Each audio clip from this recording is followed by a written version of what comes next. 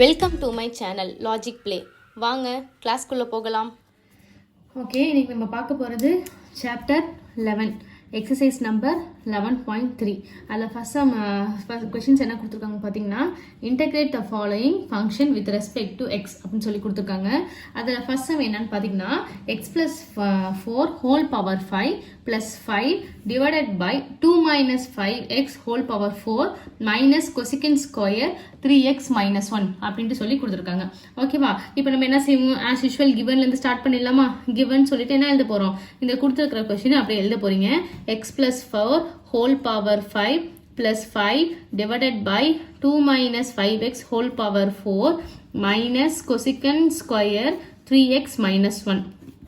ஓகேவா, then to find என்ன பண்ண போகிறோம், இன்டெகிரேட் பண்ண போகிறோம். ஸோ இன்டெகிரேட் அப்படின்னு சொல்லி போட்டுட்டு இன்டெகிரேட் த ஃபங்க்ஷன் நான் இப்போ எழுதுறேன். ஆக்சுவலி இங்கே என்ன எழுதுறோம், அது மேலே உள்ள கொஸ்டின் எழுதிக்கோங்க. ஓகேவா, இன்டெகிரேட் த ஃபங்க்ஷன் அப்படின்னு சொல்லி போட்டுக்கோங்க. தென் இப்போ என்ன செய்ய போகிறேன், சொல்யூஷன் போட்டுட்டு இந்த ஸ்டெப்ஸ் நான் என்ன செய்ய போகிறேன், இம்ப்ளிமெண்ட் பண்ண போகிறேன். ஸோ இதுவரையும் நம்ம தனித்தனியாக பார்த்தோம். கரெக்டாக இப்போ என்ன கொடுத்துருக்காங்க, எல்லாமே மொத்தமாக சேர்த்து ஒரே கொஸ்டினில் கொடுத்துருக்காங்க. அப்போ நம்ம என்ன பண்ண போகிறோம், ஓகே எப்படி சார்ட் அவுட் பண்ணுறது, எப்படி ஈஸியான ஸ்டெப்ஸில் சார்ட் அவுட் பண்ணுறது அப்படின்னு சொல்லிட்டு உங்களுக்கு நான் சொல்லித்தரேன். ஓகேவா, ஸோ இப்போ என்னன்னு பார்த்தீங்கன்னா, அந்த கொஸ்டினில் உள்ளதை ஃபஸ்ட் எழுத போகிறீங்க. Equal to x plus 4 whole power 5 plus 5 divided by 2 minus 5x whole power 4 minus cosecant square 3x minus 1. ஓகேவா, இப்போ என்ன செய்ய போகிறேன், apply the integration with respect to x அப்படின்னு சொல்லி எழுத போகிறேன். Apply the integration with respect to x அப்படின்னு சொல்லி எழுதிட்டு நெக்ஸ்ட் என்ன செய்ய போகிறேன், இதுக்கு இன்டகிரேஷன் அப்ளை பண்ண போகிறேன். எப்படி இன்டகிரேஷன் அப்ளை பண்ண போகிறேன் அப்படின்னு பார்த்தீங்கன்னா, இன்டகிரல் அப்படின்னு போட்டுட்டு x plus 4 whole power 5 plus 5 divided by 2 minus 5x whole power 4 minus cosecant square 3x minus 1 போட்டேன்னா, இப்போ மொத்தமாக ஒரு ப்ராக்கெட் போட்டுட்டு இதுக்கு என்னது dx அப்படின்னு சொல்லி போட்டு இன்டெகிரேஷன் அப்ளை பண்ணும். இன்டெகிரேஷன் அப்ளை பண்ணியாச்சா, இப்போ அடுத்த செம் என்ன, இதை சார்ட் அவுட் பண்ணும். இப்போ என்ன செய்ய போகிறேன், ஒன்றும் சார்ட் அவுட் பண்ணும். ஆனால் நம்ம என்ன செய்ய போகிறோம், மொத்தமாக சார்ட் அவுட் பண்ணனா நம்ம கன்ஃபியூஷன் ஆகிடும். அப்போ நான் என்ன செய்ய போகிறேன் அப்படின்னு பார்த்தீங்கன்னா, நவ் அப்ளை த ஃபார்முலா அப்படின்னு சொல்லி போட்டுட்டு இப்போ என்ன செய்ய போகிறேன், ஒரு இன்டெகிரலுக்கும் மொதல் இன்டெகிரேஷன் தனித்தனியாக அப்ளை பண்ண போகிறோம். எப்படி அப்ளை பண்ண போகிறேன் அப்படிங்கிறத பாருங்க. First integral x plus 4 whole power 5 dx இதுக்கு தனியாக plus 5 integral 5 divided by 2 minus 5x whole power 4 dx இதுக்கு தனியாக போட்டிருக்கேன். Again minus integral cosecant square 3x minus 1 dx. ஓகேவா, இப்போ ஒன்றுத்துக்கும் தனியாக போட்டேன்னா, இப்போ நான் மொத்தமாக ஸ்டெப்பாக போட்டேன் அப்படின்னா நீங்கள் கன்ஃபியூஷன் ஆகிடுவீங்க. ஸோ நான் உங்களுக்கு என்ன செய்கிறேன், இதை வந்து எலாபரேட் பண்ணி உங்களுக்கு ஈஸியான ஸ்டெப்ஸில் எப்படி போடலாம் அப்படிங்கிறத நான் சொல்லி தர போகிறேன். ஓகேவா, ஸோ ஃபர்ஸ்ட் என்ன செய்ய போகிறேன், இந்த வேல்யூவை எடுக்க போகிறேன். இந்த வேல்யூவை எடுத்துக்கலாமா, அதுக்காக ஃபர்ஸ்ட் சார்ட் அவுட் பண்ணலாம். So first integral x plus 4 whole power 5 dx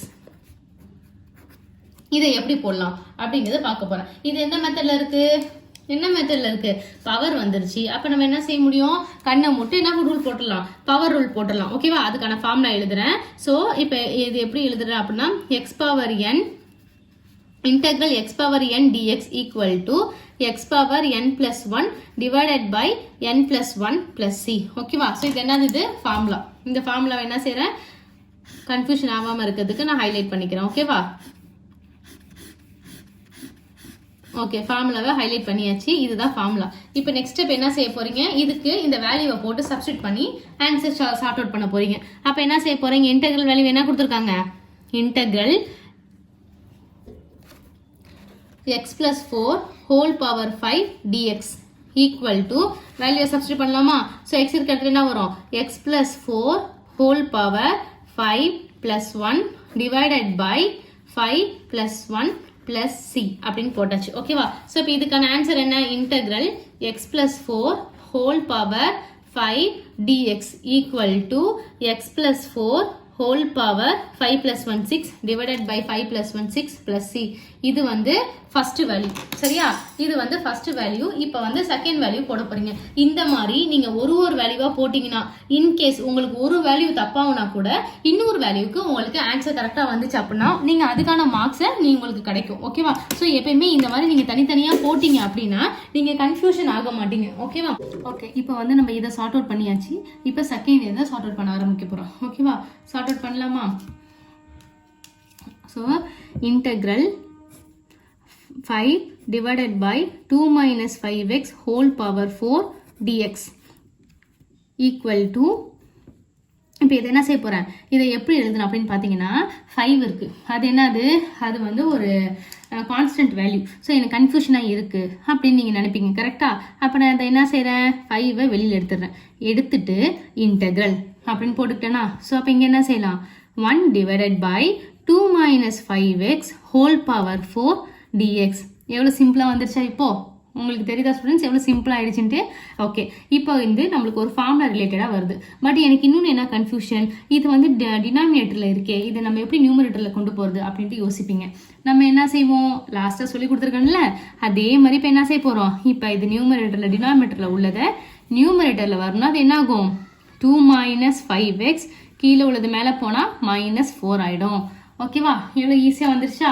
இப்போ அந்த மாதிரி இப்போ எழுதலாமா? இப்போ அதுக்கான ஃபார்முலா என்ன அப்படின்ட்டு பார்த்தீங்கன்னா,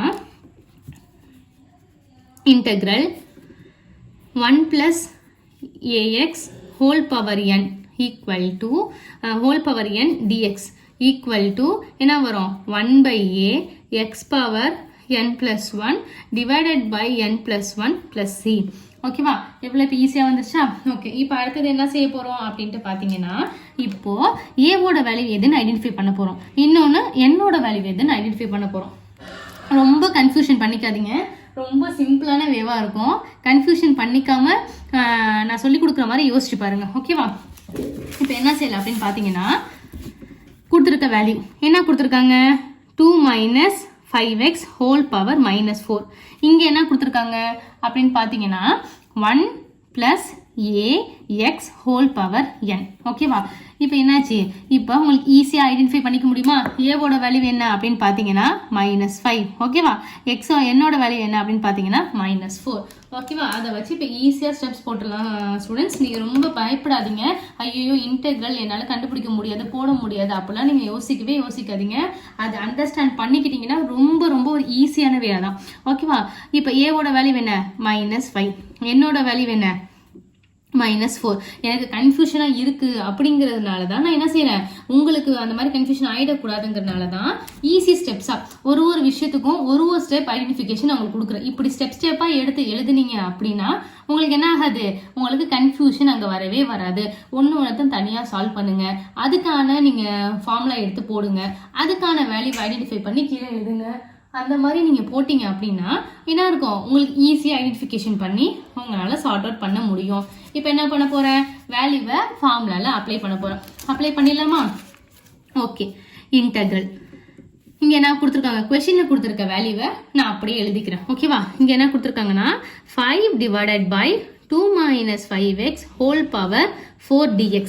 இதோட வேல்யூ என்ன அப்படின்ட்டு பார்த்தீங்கன்னா 1 by a. எனக்கு தான் இப்போ ஏவோட வேல்யூ தெரிஞ்சிருச்சு, ஆனால் இங்கே 5 இருக்கா, இந்த இருக்கு பார்த்தீங்களா, இந்த 5 நான் அப்படியே போட்டுக்கிட்டு இன்டெக்ரலுக்கு அப்புறமா இந்த இடத்துல எந்த இடம்னு பாருங்க,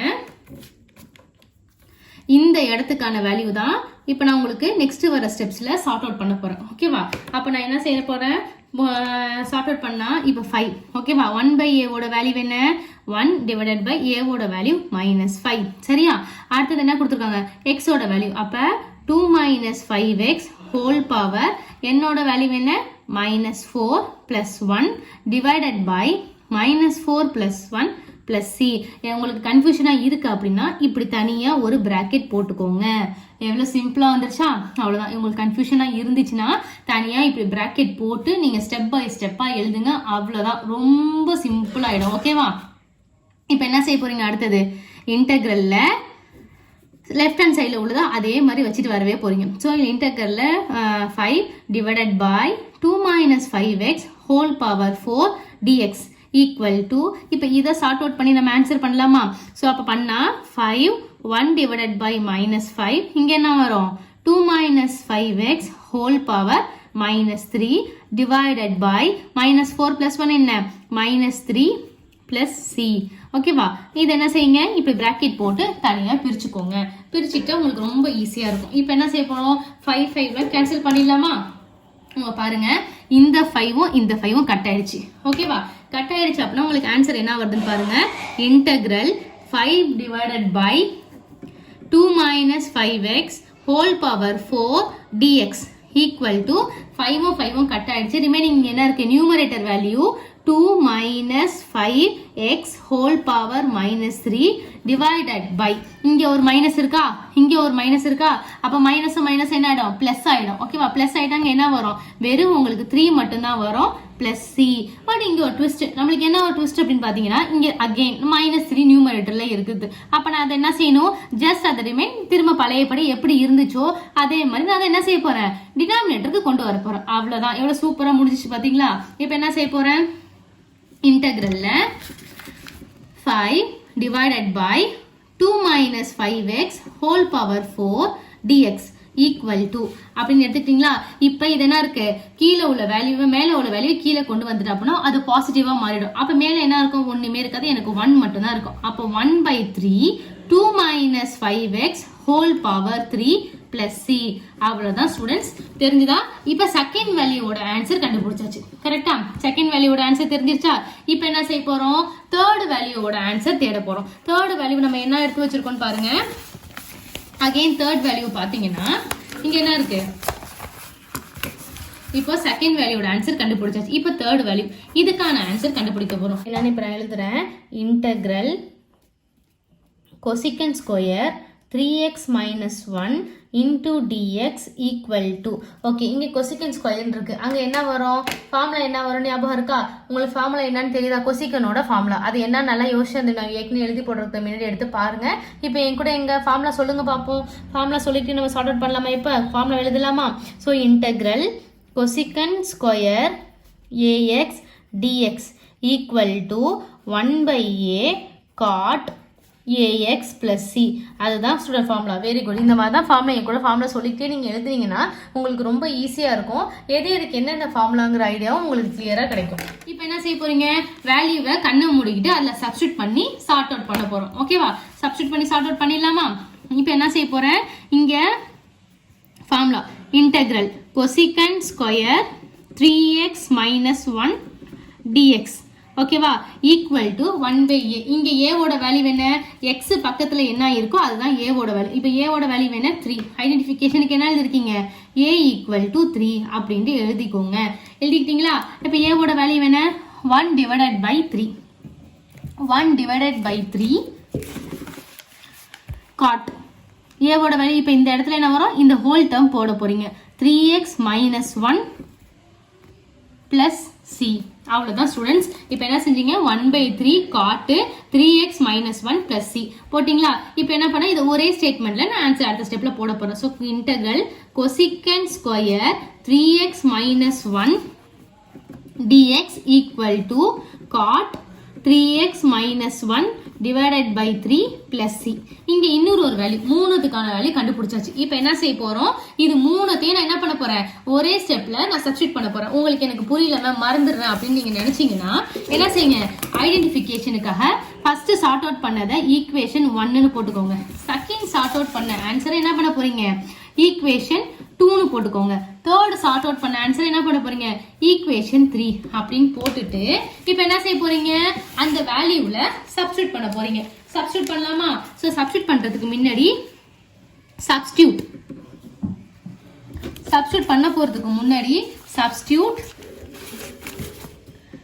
equation 1 2 and 3 in below function எழுதிக்கோங்க, இல்ல இன்டெகிரேஷன் எழுதிக்கோங்க, எது வேணாலும் எழுதிக்கோங்க. இன் பிலோ ஃபங்க்ஷன் நான் போட்டுக்கிறேன். போட்டுட்டு எனக்கு ஃபர்ஸ்ட் கொஸ்டின் அந்த சப்ஸ்டியூட் பண்ற வேல்யூ எல்லாத்தையும் நான் ஃபர்ஸ்ட் எழுதிக்கிறேன். என்ன அது அப்படின்னு பாத்தீங்கன்னா, integral x plus 4 whole power 5 dx. ஓகேவா, x plus 4 whole power 5 dx plus integral 5 divided by 2 minus 5x whole power 4 dx minus integral cosecant square 3x minus 1 dx. ஓகேவா? இப்போ இதில் நான் என்ன செய்ய போகிறேன், அதோட வேல்யூவை எழுத போகிறேன். ஓகே ஸ்டூடெண்ட்ஸ், இப்போ என்ன செய்ய போகிறேன், சப்ஸ்டியூட் ஈக்குவேஷன் 1 2 3 இன் பிலோ ஃபங்க்ஷனில் சப்ஸ்டியூட் பண்ண போகிறேன். ஸோ இப்போ இது ஒன்றுத்துக்கும் ஒரு ஆன்சர் கிடச்சிச்சு கரெக்டாக. அந்த ஒரு ஆன்சரை வச்சு சால்வ் பண்ண போகிறேன். ஈக்குவல் டு இப்போ integral X plus 4 whole power 5 dx. அதோட ஆன்சர் என்ன அப்படின்னு பார்த்தீங்கன்னா ஈக்குவேஷன் 1. ஸோ ஈக்குவேஷன் 1ல என்ன ஆன்சர் கிடச்சிருக்குது, x plus 4 whole power 6 divided by 6 plus C நீங்கள் போட வேண்டாம்.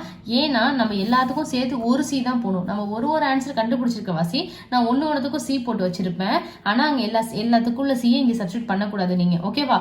ஒரு சி மட்டும் லாஸ்ட்டாக சேர்த்து நம்ம போட்டுக்க போகிறோம். அப்போ இங்கே என்ன வந்துச்சு, x plus 4 whole power 6 divided by 6. அடுத்தது இதோட வேல்யூ என்ன, integral 5 divided by 2 minus 5x plus 2 minus 5x whole power 4 dx. அதோட வேல்யூ என்னன்னு சொல்லி இங்கே பிளஸ் சிம்பிள் கொடுத்துருக்கு வாசி, பிளஸ் போட்டு அதோட வேல்யூ என்ன செகண்ட் ஈக்குவேஷன்ல எழுதியிருக்கிறோம். ஓகேவா?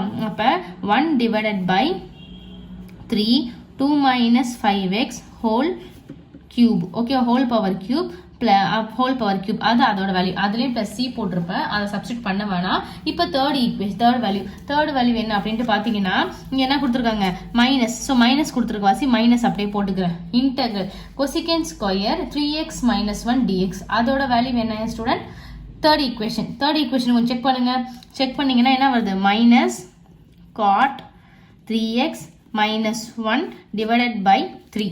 ஓகேவா? மூணோட வேல்யூவும் நம்ம இப்போ சப்ஸ்டியூட் பண்ணியாச்சு. அவ்வளோதான் ஸ்டூடெண்ட்ஸ், மூணோட வேல்யூவை நீங்கள் சப்ஸ்டியூட் பண்ணிட்டு இப்போ லாஸ்ட்டாக என்ன செய்ய போறீங்க, பிளஸ் சி அப்படின்ட்டு ஒரு வேல்யூவை மொத்தமாக போட்டுற போறீங்க.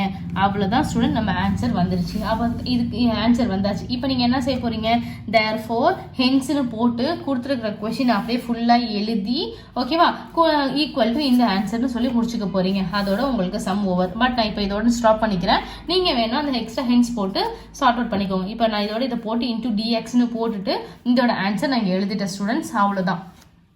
வேறு ஏதாவது சம்ஸ் வேணுமா கமெண்ட் செக்ஷனில் மென்ஷன் பண்ணுங்கள். உங்களுக்கு வீடியோ புரிஞ்சிருக்கும்னு நினைக்கிறேன். என்னோட சேனலை லைக் பண்ணுங்கள், ஷேர் பண்ணுங்கள், மறக்காமல் சப்ஸ்கிரைப் பண்ணுங்கள்.